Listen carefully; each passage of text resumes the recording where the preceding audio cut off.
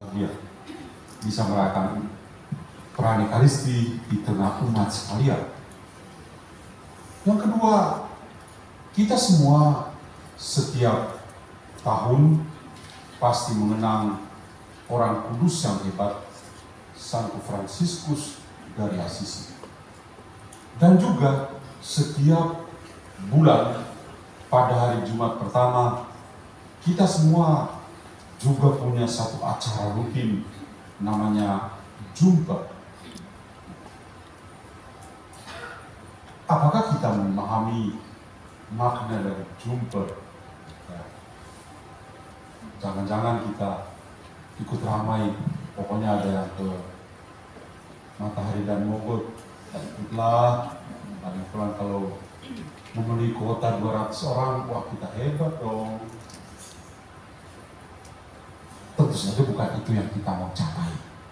Tapi yang mau kita capai adalah bagaimana kita semakin akrab dengan Kristus sendiri. Seperti yang dialami oleh orang kudus hebat Santo Fransiskus dari Assisi. Kita mengenang pertama Jumat pertama itu untuk membantu kita mengingat kembali Tuhan Yesus Kristus yang begitu mengasihi kita. Kalau kita membaca Injil Yohanes bab 13 ayat yang pertama secara langsung, Tuhan itu mengasihi murid-muridnya sampai tuntas. Tidak setengah-setengah, sampai tuntas. Dan cinta kasih Kristus sampai tuntas kepada para muridnya, itu dia tunjukkan dengan memberi tubuhnya yang kudus, dilukai, dipaku, tapi tidak hanya berhenti di situ.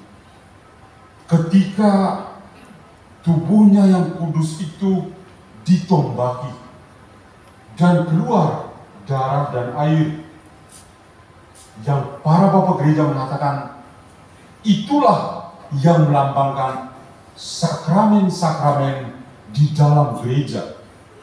Sakramen sebagai tanda keselamatan. Maka setiap kali kita merayakan Jumat pertama, pikiran kita itu tertuju pertama-tama pada pribadi Kristus yang sangat mencintai kita, yang merelakan tubuhnya yang kudus ditombaki dan keluar darah dan air yang sekaligus menjadi lambang sakramen-sakramen di dalam gereja. Maka kita semua hadir dalam perayaan kudus, dalam ibadat suci seperti ini, apalagi sebentar dilengkapi dengan adorasi sakramen Maha Kudus untuk membantu kita berpikir bahwa Yesus memang sungguh luar biasa. Dia mencintai kita, mengorbankan dirinya, dan cintanya kepada kita sampai tuntas. Merelakan tubuhnya berdarah-darah karena dia mencintai kita apa adanya. Itulah yang harus menjadi motivasi yang penting yang mendorong kita untuk mau menyerupai Kristus ini. Dan itulah bagi saya, itu menjadi makna yang indah dari Jumper yang kita dapat. Yang kedua, sambil kita merayakan Jumper, pas kebetulan hari ini kita mengenang sosok orang kudus yang tadi sudah 2 kali saya mengatakan, orang kudus yang hebat dan inspiratif untuk kita di dalam gereja. Fransiskus dari Assisi itu seorang yang kaya raya tapi rela menjadi miskin. Orang kaya menjadi miskin. Ini betul-betul melawan arus. Arus yang besar adalah dari orang tuanya sih. Pengennya tetap jadi orang kaya. Tapi Fransiskus memilih sesuatu yang sangat berbeda. Sangat radikal. Terinspirasi oleh Kristus sendiri yang kaya raya tapi rela menjadi miskin Demikian Santo Paulus menggambarkan Kristus dalam himne Kristologinya. Demikian Santo Fransiskus dari Assisi juga dari kaya raya menjadi miskin. Dan kemiskinan yang sangat ekstrim. Kemiskinan yang boleh dikatakan Fransiskus membuat sebuah revolusi mental untuk gereja yang pada zamannya itu gereja yang menjadi gereja yang borjuis, gereja yang OKB, orang kaya baru. Dan Fransiskus yang kaya raya menjadi miskin.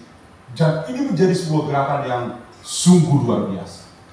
Membuat banyak orang itu berubah. Fransiskus bukan seorang Romo. Belum kesampaian menjadi seorang Romo. Tapi dia bisa mendirikan kongregasi yang sampai saat ini para Fransiskan atau kita kenal para saudara Dina. Saudara-saudara yang miskin. Sebuah revolusi mental yang sangat luar biasa. Sampai kita memandang Santo Fransiskus dari Assisi dan juga perayaan Jumper, sampai Tuhan yang hari ini kita dengar juga lagi-lagi luar biasa. Dalam bacaan pertama, kita berjumpa dengan sosok yang juga sangat inspiratif. Ayub juga dalam kitab suci, tapi juga mirip dengan Kristus, mirip dengan Santo Fransiskus dari Assisi. Apa yang mirip? Ayub itu orang kaya raya, punya segala-galanya. Tapi dalam waktu yang singkat, dia kehilangan segala-galanya. Dan ini menjadi sebuah pergumulan yang luar biasa. Sudah punya segala-galanya, kehilangan segala-galanya, dan ini menimbulkan sebuah krisis yang luar biasa. Krisis iman. Dia betul-betul diuji, ya, diuji oleh Tuhan. Apakah dia memang punya iman yang besar? Karena sudah punya segala-galanya, kok bisa hilang? Habis. Tapi dalam situasi seperti itu, Ayub tetap menunjukkan dirinya sebagai orang yang beriman. Tadi misalnya perikop yang kita dengar itu sudah menuju ke bagian-bagian akhir dari kitab Ayub ini. Ayub 42. Dan Tuhan dalam dialog dengan Ayub itu mencobai lagi. Ya, mencobai sekali lagi apa benar Ayub punya iman yang kuat. Apakah Ayub bisa punya kemampuan yang sama dengan Tuhan, yang bisa memanggil dini hari, dan dini hari bisa datang dengan sendirinya? Ternyata tidak. Maka pada bagian terakhir dari kitab Ayub, atau dari perikop yang tadi kita dengar, ternyata Ayub tetap memilih untuk taat kepada Tuhan. Dalam diamnya itu, dia merasa bahwa Tuhan itu adalah segala-galanya. Sosok Ayub yang kita dengar dalam bacaan pertama itu juga menjadi mirip dengan sosok Kristus dalam bacaan Injil. Lagi-lagi kita berjumpa dengan penderitaan. Penderitaan yang dia contohkan dengan bagaimana orang-orang yang mengenal dia, orang-orang di Kapernaum, Korasim itu ya dekat dengan Kapernaum juga. Mereka menyaksikan segala sesuatu yang Yesus lakukan, tapi ternyata jauh dari harapan. Tidak seperti Tirus dan Sidon yang berada di luar komunitas Yahudi. Tapi mereka ternyata punya iman kepada Kristus. Sedangkan mereka-mereka yang ada di Korasim, mereka yang ada di Kapernaum, yang merasakan sendiri kehadiran Kristus ternyata di luar harapan. Kenapa? Baik pengantar Injil mengatakan karena hati mereka itu terlalu tegar, hati mereka keras. Saudara-saudariku, kehidupan orang kudus Santo Fransiskus, makna jumper dan bacaan-bacaan kitab suci yang hari ini kita dengar mau mengatakan apa kepada kita? Mau membuat kita menjadi apa? Yang pertama, terinspirasi oleh semua bacaan yang ada. Satu kata yang kiranya ingin saya ucapkan adalah kata penderitaan. Kita semua pasti mengalami penderitaan dan bergumul dengan penderitaan. Kita semua. Yesus saja menderita. Ayub orang yang benar saja menderita. Fransiskus dari Assisi juga mengalami penderitaan melalui stigmata, luka-luka Yesus yang dia boleh alami. Ternyata dalam kehidupan kita, masing-masing orang itu mengalami yang namanya penderitaan. Apakah dalam pengalaman akan penderitaan itu harus membuat kita masuk dalam satu hal yang disebut dengan nama krisis iman? Jawabannya adalah iya. Kita semua ketika mengalami penderitaan tertentu, kita harus jujur dan mengatakan, saya ternyata mengalami sebuah krisis iman. Semua pasti mengalami seperti itu. Jangan bohong di depan Tuhan. Orang seperti Ayub merasakan itu. Yesus di hadapan Bapa di surga, dia bahkan mengatakan, Bapa, biarkan piala ini berlalu daripada. Ada ketakutan tersendiri dalam diri Yesus di Taman Getsemani. Tapi ternyata dalam diri mereka ada keluhuran. Satu hal yang luhur adalah mereka taat kepada Bapa. Ada salib, ada penderitaan, tapi yang mereka punya sebagai modal adalah ketaatan kepada Bapa. Dan ini betul-betul luar biasa. Betul-betul luar biasa. Apa yang Tuhan mau, itulah kehendak yang mereka mau. Ayub, dia taat dan happy ending ketika kalau kita membaca kitab Ayub, pada akhirnya dia menerima kembali jauh lebih dari itu. Lebih banyak dari yang dia pernah miliki. Happy ending. Dari penderitaan ternyata berbuah yang baik. Kenapa? Karena dia punya iman. Yang kedua, Yesus juga menderita. Tapi pada akhirnya dia bangkit dari kematian. Itu hal yang luar biasa. Kita semua yang ikut misa dalam jumper ini, kalau saja kita bergumul dalam kehidupan kita, ingat baik-baik, ada happy endingnya. Pada akhirnya kita juga akan bahagia. Tuhan itu tidak akan menutup mata melihat kita tetap dalam penderitaan kita. Kita juga akan bahagia. Maka jangan pernah menyerah. Jangan pernah langsung berpikir, kok Tuhan pada lupa ya sama saya. Atau seperti orang yang imannya sangat kerdil bertanya pada pastor, kenapa mereka yang jahat usianya lebih panjang daripada mereka yang baik? Itulah pertanyaan-pertanyaan iman kita yang masih kerdil.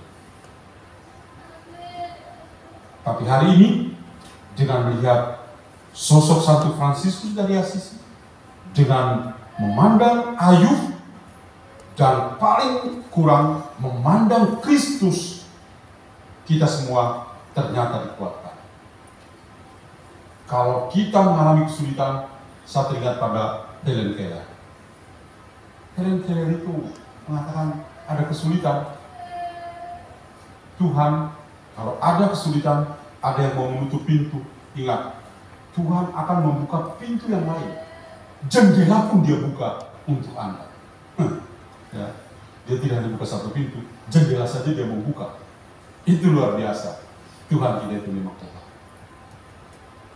Yang kedua, atau poin yang terakhir yang ingin saya lakukan, itu dari pengalaman Santo Fransiskus dari Assisi. Fransiskus dari Assisi dalam cerita hidupnya, 2 tahun sebelum meninggal, dia mengalami luka-luka Yesus. Kita baru-baru juga merayakan Santo Padre Pio, pengikut Fransiskus juga, yang mengalami stigmata. Tapi orang yang mengalami terlebih dahulu, paling kurang dalam sejarah gereja, adalah Santo Fransiskus dari Assisi. Ketika dia pergi bersama beberapa orang ke gunung namanya La Verna, jadi teringat di Lampung ya, La Verna. Di situ dia mulai mengalami stigmata 2 tahun sebelumnya. Dan pada saat dia meninggal dunia, tanggal 3 Oktober kemarin sebetulnya meninggal dunianya, hari ini dirayakan, itu frate namanya Elia bercerita pada begitu banyak orang. Dia mengakui kekudusan Santo Fransiskus. Dan dia mengatakan, ini sungguh mujizat. Ini sungguh mujizat. Saya mengambil kehidupan anak kecil, sebagian kecil dari pengalaman Fransiskus ini untuk sambungkan dengan makna dari jumper. Kalau Yesus itu merelakan tubuhnya ditombaki dan keluar darah dan air, yang selalu kita kenang dalam Jumat pertama, seperti tadi saya katakan, Fransiskus dari Assisi itu sebetulnya mengalami jumper yang luar biasa juga, yang kita semua belum mengalami dan mungkin tidak mengalaminya. Santo Fransiskus dari Assisi mengalami jumper dengan apa? Stigmata yang dia alami sendiri. Luka-luka Yesus, 5 luka Yesus yang dia alami sendiri, di kaki, di tangan, dan di lambungnya sendiri. Maka saya mengatakan bahwa ini adalah sebuah daya dorong tersendiri. Kita semua yang begitu banyak memenuhi ruangan ini merayakan jumper. Tapi kita tidak akan sehebat Santo Fransiskus dari Assisi. Tidak akan sehebat Santo Padre Pio dan orang-orang kudus lain yang pernah mengalami stigmata atau luka-luka Yesus di dalam tubuh atau pada tubuh mereka. Yang merasakan jumper yang luar biasa adalah satu contoh yang kita ikuti hari ini, Santo Fransiskus dari Assisi. Frate Elia bercerita, ketika turun dari La Verna, Fransiskus dari Assisi itu begitu bergembira. Dia bergembira dalam penderitaan, dalam luka-luka yang dia alami. Kalau meminjam Santo Paulus, ternyata luka-luka yang dialami Fransiskus itu untuk melengkapi penderitaan atau luka-luka Kristus yang masih kurang. Dan ini adalah jumper yang dialami orang kudus yang saya ambil contohnya dan pas kita rayakan hari ini. Maka dari itu, sambil memandang Santo Fransiskus dari Assisi dan juga merenungkan jumper Yesus Kristus sendiri, mari kita masuk dalam pengalaman kita setiap hari. Kita juga punya luka-luka kehidupan. Fransiskus punya luka-luka itu, dia tidak simpan sendiri. Tapi dia serahkan semua kepada Tuhan. Itu orang beriman. Kita semua juga punya luka-luka. Tidak nampak dalam stigmata. Tapi kita belajar dari Fransiskus, ternyata berikan itu pada Tuhan. Biarkan Tuhan yang mengaturnya. Itulah kepasrahan kita. Itulah kepasrahan hidup kita. Kalau saja kita hanya berhenti pada luka-luka kehidupan kita yang tidak termasuk dalam stigmata, karena stigmata hanya orang-orang kudus hebat seperti Fransiskus atau Padre Pio. Kita hanya punya luka-luka sederhana, mungkin itu LB alias luka batin, mungkin, dan hanya tetap dalam diri kita. Kita gagal sebagai pengikut Kristus. Tapi ketika kita mengalami luka, dan mari kita berikan pada Kristus sendiri. Berikanlah pada Kristus. Dan biarkanlah dia yang melengkapi semua, menyempurnakan semua. Betapa kita menunjukkan diri kita sebagai pengikut Kristus yang hebat. Saudara-saudaraku, ini kiranya dua pesan yang saya bagikan dalam perayaan ini. Tuhan yang Maha Baik mendampingi kita melalui orang-orang kudusnya, Ayub, Santo Fransiskus dari Assisi, yang memiliki penderitaan tapi punya makna yang dalam untuk kebahagiaan mereka. Dan kiranya juga dalam penderitaan-penderitaan kita, dalam luka-luka yang kita alami, serahkanlah pada Tuhan, dan kita juga akan mengalami kebahagiaan yang sempurna. Tuhan memberkati kita semua.